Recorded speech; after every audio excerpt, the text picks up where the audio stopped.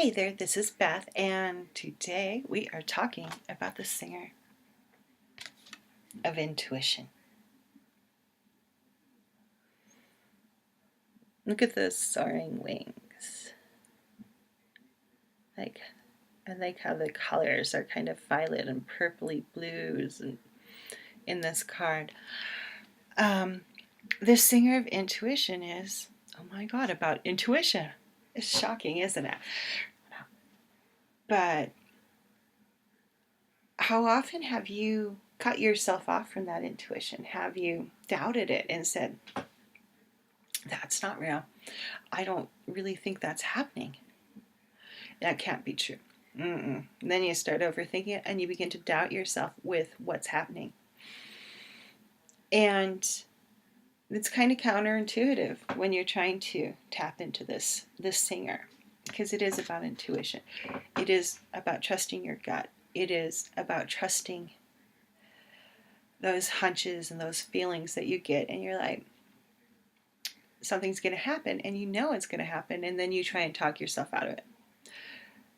The singer of intuition asks us not to talk ourselves out of it. This is a card of perceptiveness, of oracular powers, awareness, trust. Trust in yourself and trust in the universe that it's going to steer you correctly. And presence. I think to a certain extent, all the singers really involve presence. Because you have to be in the now. You can't be reliving the past. You can't be creating the future.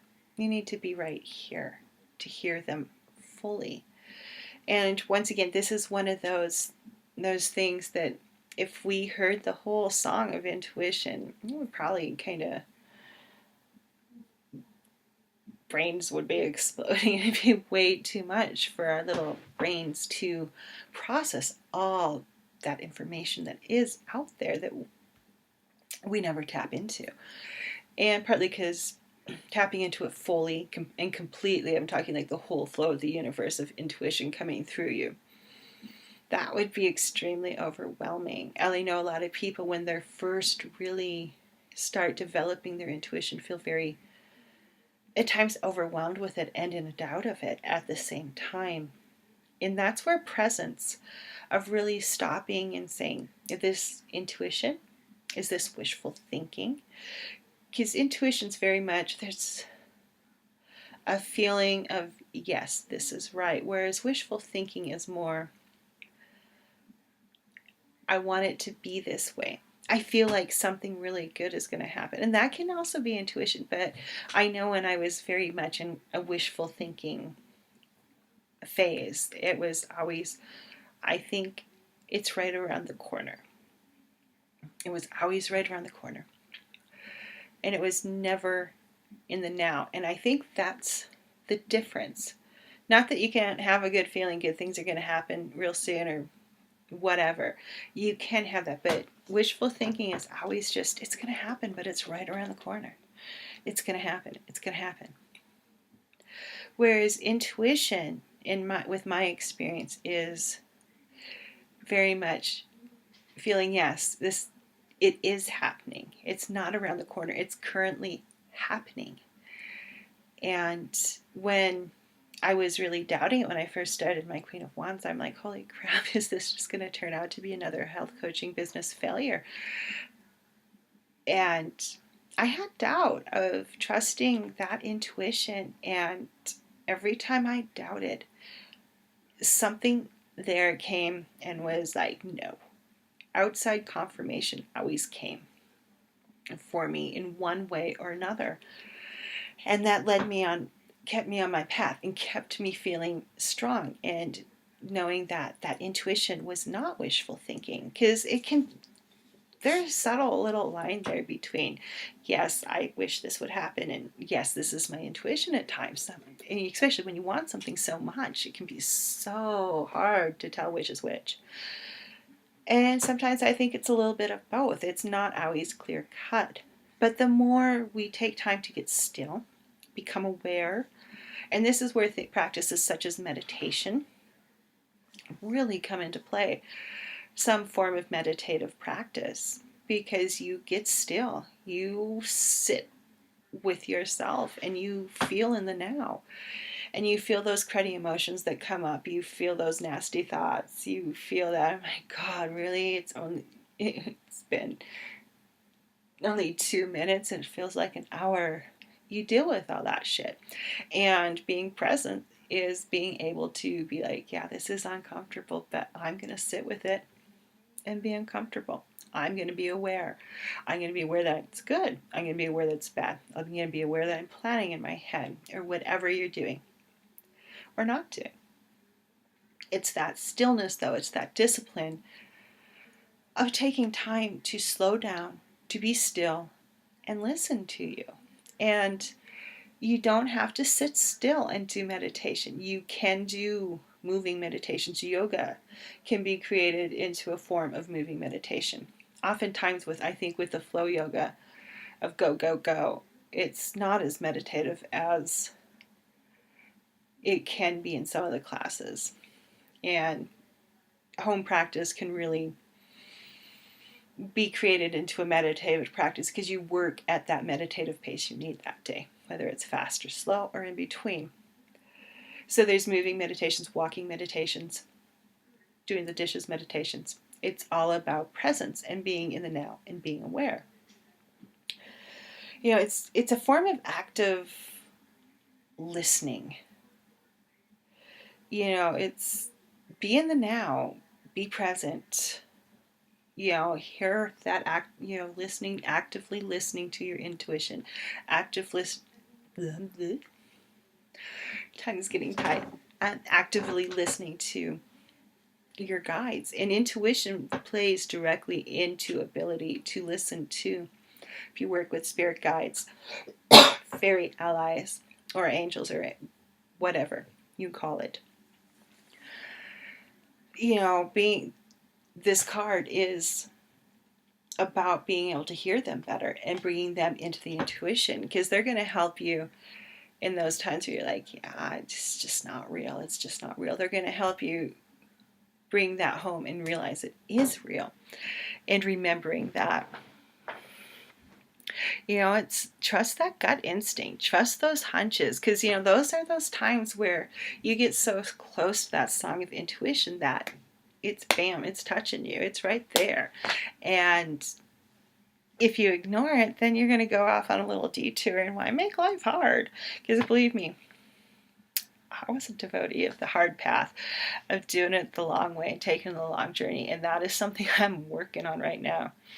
No more long journeys, no more. Let's just streamline it and be present and be in the now, so I don't have to go on that side trip to learn that my intuition that I had in the beginning was correct, but I just didn't listen. Yeah. Because believe me, I've done it I don't know how many times in my life, and it's taken me decades to get to a point where I'm like, no more. And part of that was guide confirmation, of guides saying, yeah, it's like, you can take the long road or you can take the short road. Let's take the short road this time. Meditation will only improve any of that. It's a form of focus. It doesn't matter if you sit still, walking, as long as you're present and aware. That is the main goal of meditation. And one thing I always think of when people are like, oh, but I get so tired with meditation, is that, if you were not yawning before you sat down to meditate and you start yawning in the middle of it, good chances you're not tired. Yawning is one way that will release energy that we do not need. So if your eyes start watering and you're yawning up a storm, just let it happen. Because believe me, there's been times after like upheaval that doing meditation, I'm just like, my eyes are streaming. And I'm just like, yawn, yawn, yawn, yawn, yawn, yawn. And I just let it happen, and I let those energies be released via that way. Don't ask me why our bodies do it that way. I've just found, for me, that happens, and talking with other woo-woos and people like pagans who've had similar experiences, especially when dealing with energies clearing and energy clearing, that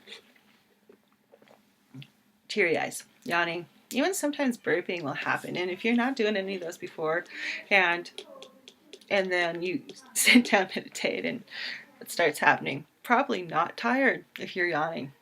You're just releasing energy. And trust, I think, too, is such an important aspect of this. Trusting yourself to know that it is intuition, and not talking it down and not talking yourself out of it, because it's so easy to do. Is that intuition? Is it not intuition? Oh, well, you could be so sure 1 minute, and then 10 minutes later you've completely talked yourself into some other bullshit realm that is a whole different story and is not what your intuition's telling you. The ego's job is to keep you safe and keep you protected from anything it doesn't know or understand. And oftentimes intuition is encouraging you to do something to push your boundaries. And especially if it's a boundary pushing intuition, ego is going to be like, no, you don't want to do that. No, just go do the normal. So you got to beware of that ego popping in and saying, hey, no, talking you out of what you know in your gut to be true. And that's when I like to just bring it back to the heart, because in Kundalini Yoga we talk about the third chakra and the fourth chakra. Yeah, one, two, yeah, third, fourth. Third and fourth chakra. The third is your solar plexus, and that is your will. That is your drive. It's often in Western culture called the fire in the belly. And your heart center, the fourth is obviously your heart center. And a healthy solar plexus, I'm doing this, I can feel it activating, is going to go up into the heart chakra. And it kind of also goes down into the second chakra too. It's a very large center. And the heart and the will need to work together to effectively move you through life. And healthy chakras are going to have that component, and that's going to help you trust your intuition. You just got to believe what you know to be true. And sometimes it is very hard, and sometimes it's very easy. And sometimes it's in the middle. It just really depends on where you're at, the day, even the second.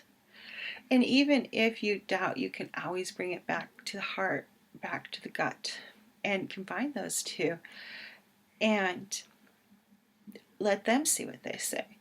Because I always find when I check in with my heart, if I start freaking out over an intuition, I go check in with that heart. I'm like, what's going on here? How does this feel when I hold it in awareness, in love, and in trust?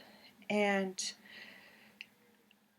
if it's a real intuition, once I start checking in with that heart center, it's like, yes, this is real. There's this expansiveness to it.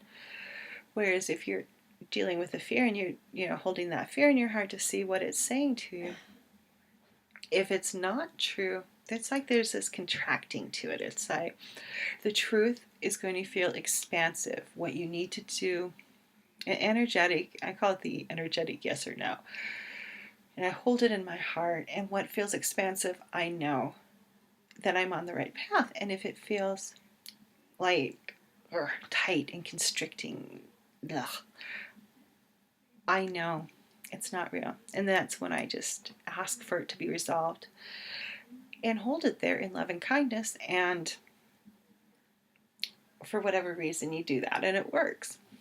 And I find that is one really good way to check in and make sure that you're not going awry when you're dealing with the singer of intuition. Bring it back to the heart. When all else fails, bring in love, bring in kindness, bring in compassion, bring in awareness, presence, be in the now.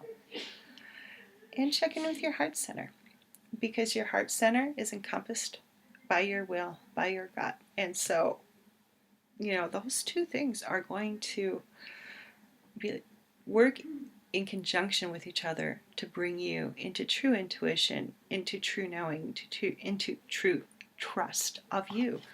And that's really what it's about. It's about trust. Trusting enough to believe that gut instinct, to believe what your heart tells you. and not doubt it, and go forward with fearlessness and love. And that is it for today. Thank you all so much. It feels really good after all the element stuff to be back to doing some of the Froud Faery cards. It's been a wee while since I've gotten to do any, since I did all the element ones, which were really fun, but at the same time I just love this deck so much, and I think it's underutilized in the world. And it's very complex. It's you know, much more like learning Tarot, which is also very complex. Many, like my Earth Magic cards, love them, but compared to this, the complexity is not there. They do really wonderful readings, but they're also very different from the Fairies Oracle. Okay, enough rambling on today.